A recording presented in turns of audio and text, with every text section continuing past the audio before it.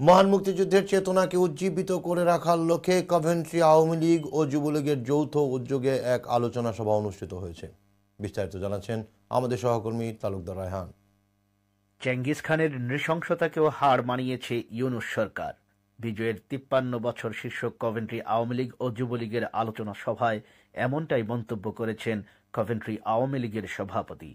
সোমবার রাত 10:30টায় কভেন্ট্রি জিনাত মিলনায়তনে স্থানীয় আওয়ামী লীগ ও যুবলীগের যৌথ উদ্যোগে মহান বিজয় দিবস উদযাপন উপলক্ষে অনুষ্ঠিত হয় এক আলোচনা সভা।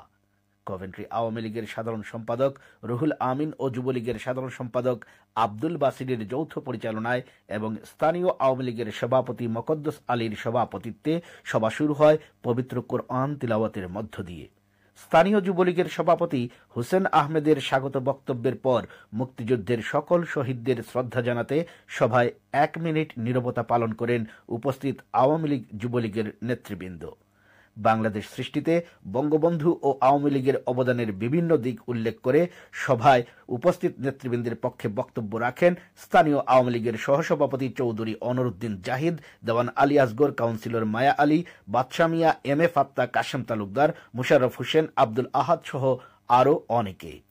সভা শেষে মুক্তিযুদ্ধের সকল শহীদ ও বর্তমানে দেশে নির্যাতিত সকল আওয়ামী নেতাকর্মীদের জন্য বিশেষ মুনাজাত করা হয়। Talukdar Raihan, ATN Bangla, UK news, Coventry.